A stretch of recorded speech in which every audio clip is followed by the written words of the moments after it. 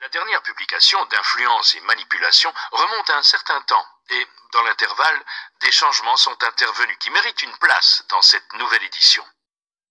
Tout d'abord, nous en savons désormais davantage sur le processus d'influence.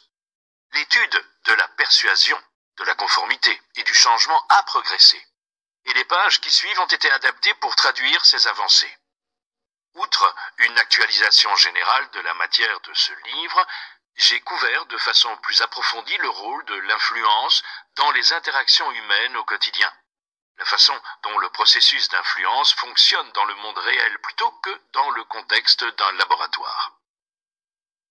Dans le même ordre d'idées, j'ai également élaboré une rubrique qui est née des réactions des précédents lecteurs. Cette rubrique met en lumière l'expérience de personnes qui, ayant lu Influence et manipulation, ont constaté que l'un des principes a fonctionné sur ou pour eux dans une situation particulière et m'ont écrit pour décrire cet événement.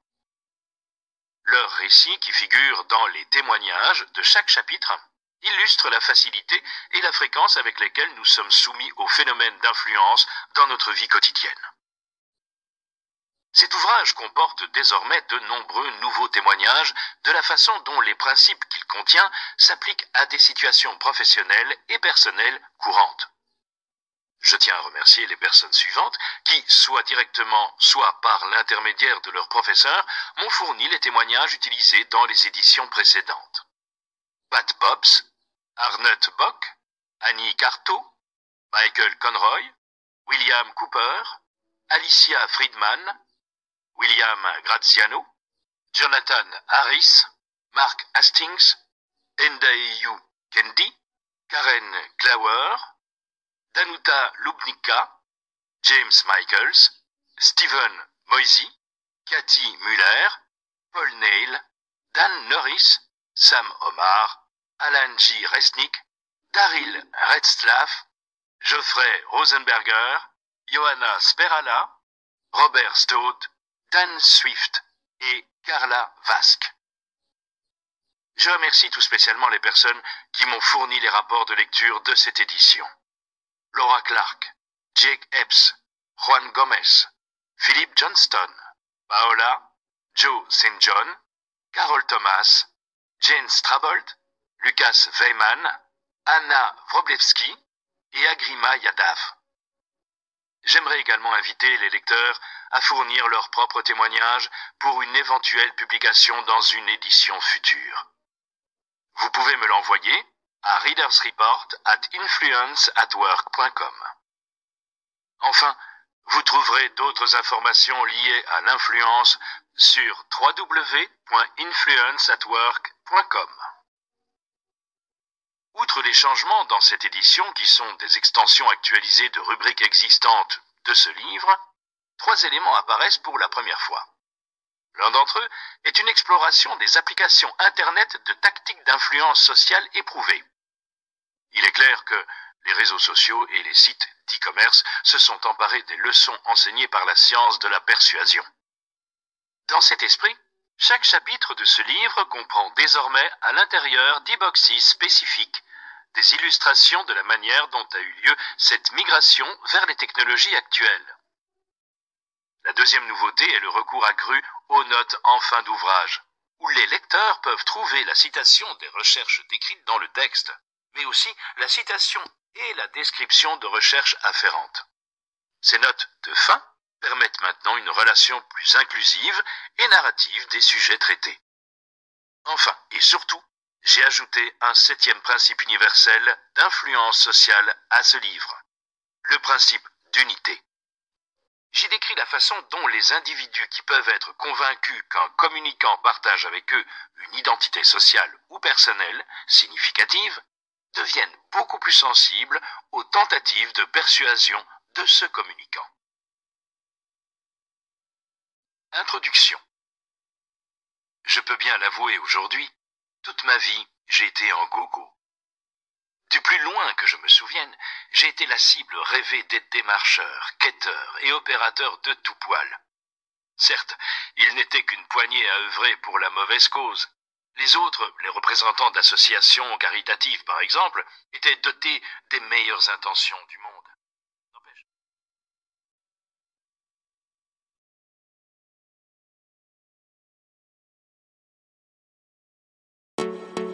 Bonjour à tous, dans cette vidéo nous allons vous montrer comment avoir ce livre gratuitement et surtout légalement.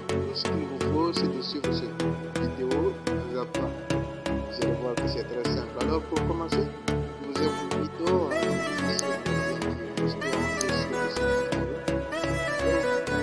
vous allez vous trouver dans la même page que moi ici. Si vous n'allez rien faire à part cliquer sur le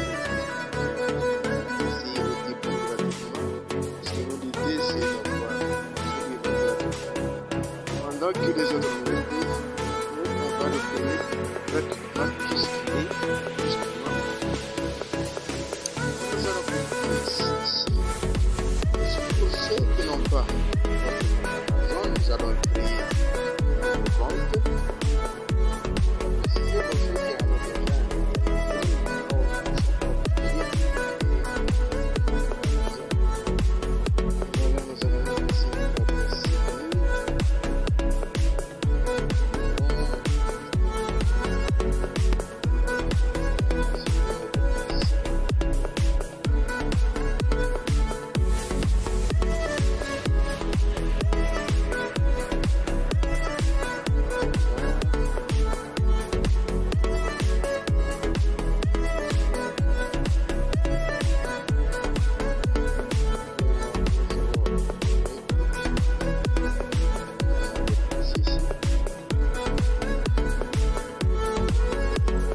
et ensuite on clique sur vérifier l'adresse.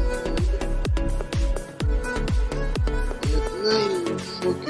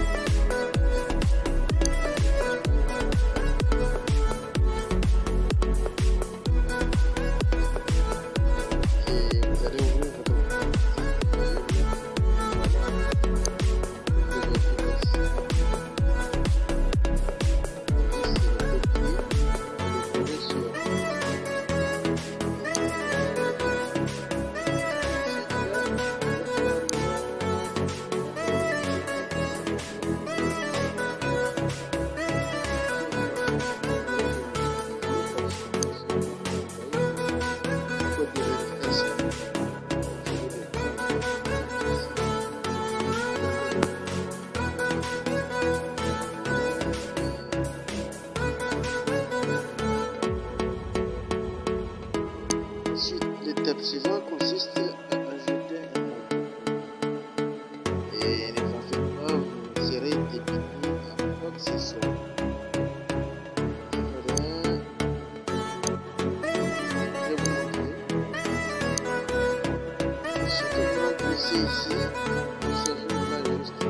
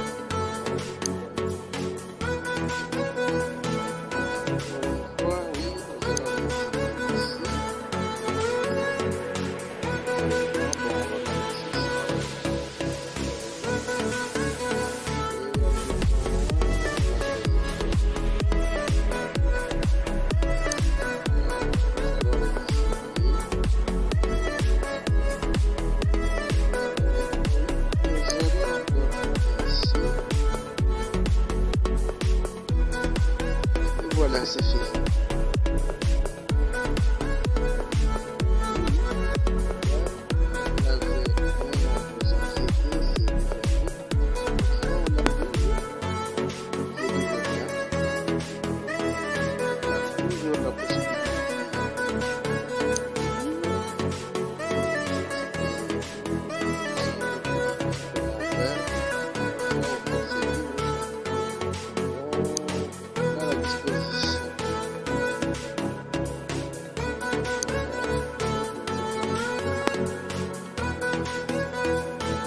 Voilà tout, c'est tout pour cette vidéo. J'espère que ça vous a plu. N'hésitez pas à liker et à commenter votre commentaire. Je suis tout à fait à votre disposition.